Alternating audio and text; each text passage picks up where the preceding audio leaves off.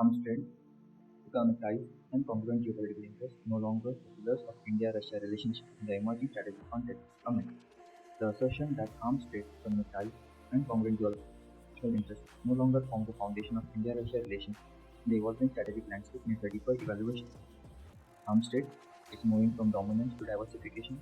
Historically, Russia supplies 60 to 70% of India's defense equipment, exemplified by collaborations such as Sukhoi jets, T-90 tanks, BrahMos missiles. Now, India is diversifying, acquiring Rafale from France, Apache helicopters from USA, while prioritizing the Make in India initiative.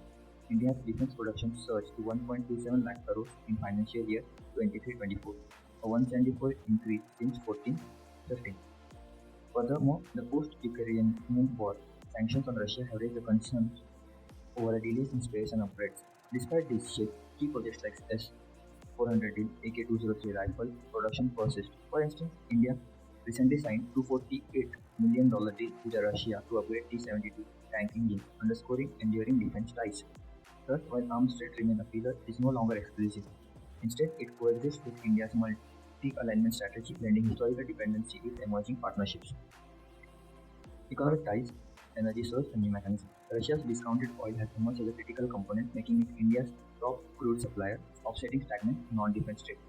Nevertheless, the bilateral trade remains skewed, heavily tilted towards energy, and face challenges like sanctions-driven payment issues.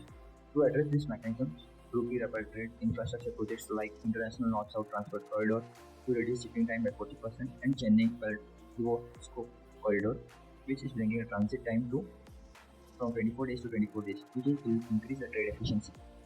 Concurrently, collaborations in Arctic energy exploration, nuclear power, tech and pharma export signals diversification. Economic ties are expanding beyond defense, with energy serving as a new anchor and fostering a more dynamic, albeit imbalanced partnership. Geopolitical congruence, divergence, and adaptation strategic divides.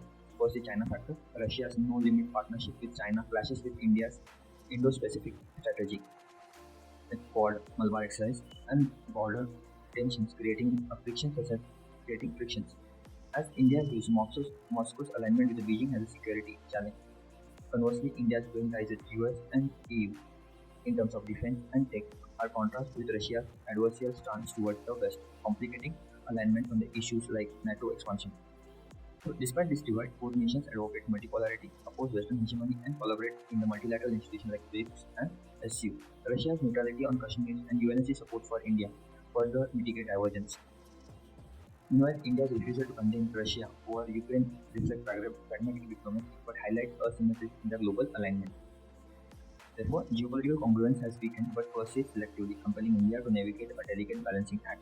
Now there are the new emerging sectors where India and Russia are collaborating, for example, technology in sectors like 5G and artificial intelligence, space cooperation, Arctic policies are gaining traction. While Russia relies on China to push India towards the West, New Delhi leverages Moscow as a counterweight in multilateral forums. Both nations share a vision of decentralized global order, sustaining strategic relevance despite differences. Now we can conclude the traditional pillars of India-Russia relations are transforming and not eroding. Arms trade remains relevant but less dominant. Economic ties are reoriented towards energy, and geopolitical alignment is selectively retained. The partnership is adapting to new realities, blending legacy cooperation with emerging imperatives. Hence, while pillars are eroded, they continue to underpin the relationship, albeit in reconfigured forms.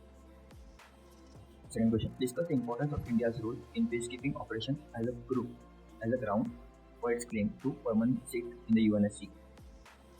To answer this question, I will just suggest study the function of UNSC, then its working, its organization setup, like who are the permanent members, non-permanent members, the election process, the decision-making process. You will know all this. Now, answering the question, External Affairs Minister Dr. S. Jaishankar stated, at the heart of Indian foreign policy lies a commitment to a peacekeeping rooted in dialogue, diplomacy, and cooperation. Guided by the philosophy of Vasudeva Kutumbakam, a belief that world is the one family, India will continue to contribute meaningfully to the cause of UN peacekeeping. This statement underscores India's philosophical alignment with the UN peacekeeping ethos, emphasizing non-violence and global solidarity.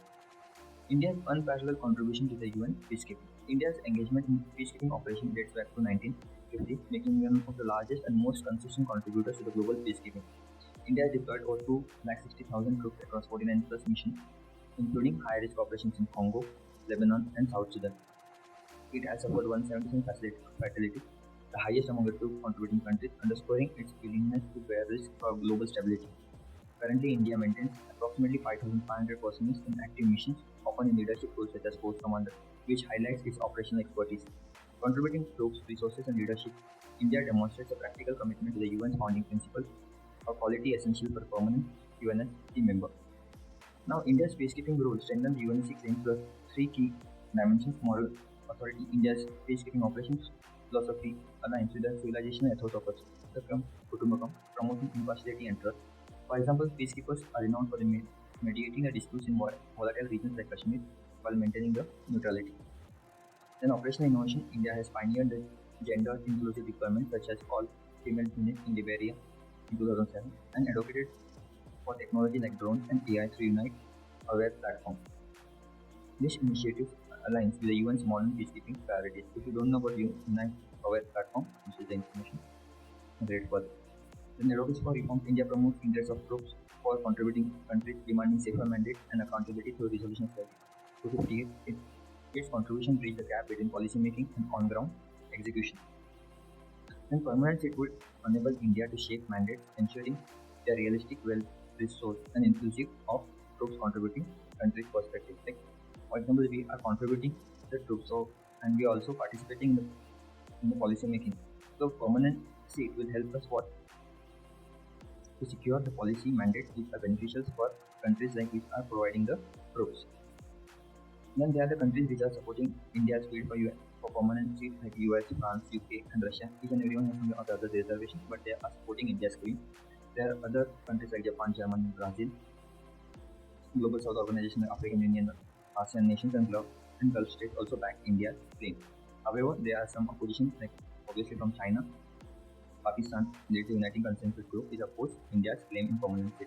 Now, peacekeeping forces is not only a sole criteria to get a seat in UNSC.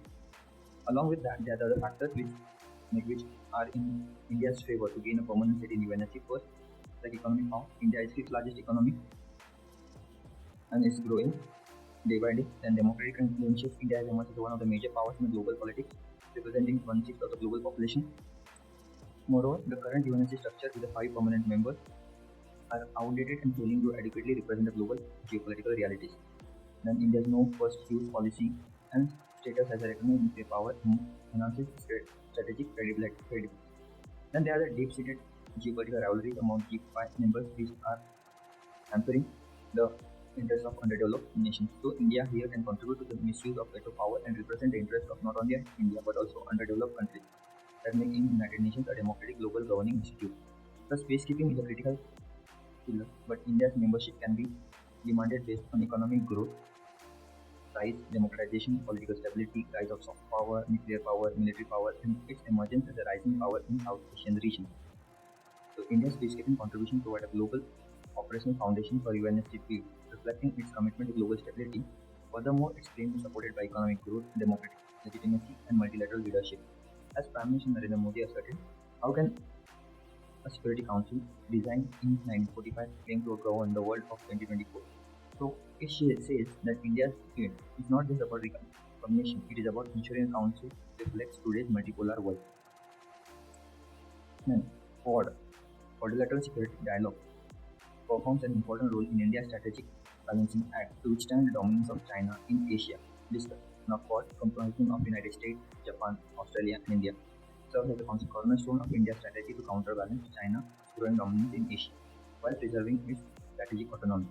The role is critical for India, given the complex geopolitical reality.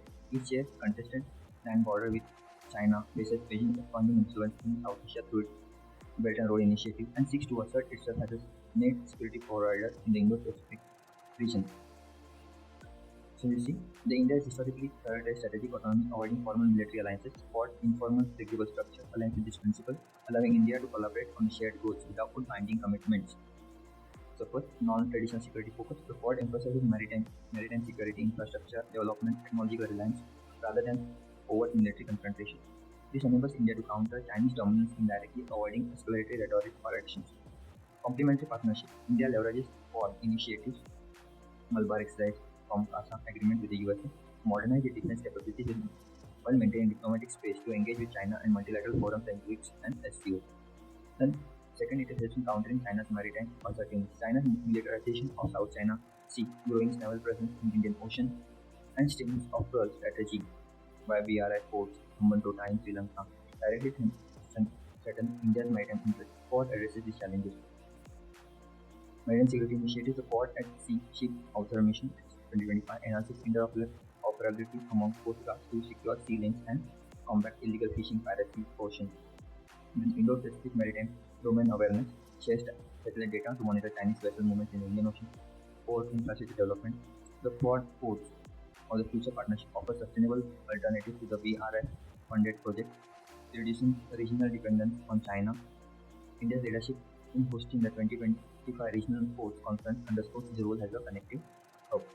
Then economic and technological reliance. Quad helps India to reduce economic reliance on China and build self-reliance in critical sectors. First, supply chain diversification initiatives like Quad Critical and Emerging Technology Working Group promotes collaboration in semiconductors, artificial intelligence, and 5G, reducing dependence on Chinese tech. Digital connectivity. Quad Partnership for Cable Connectivity and Resilience strengthens undersea cable network, countering China's digital Silk Road.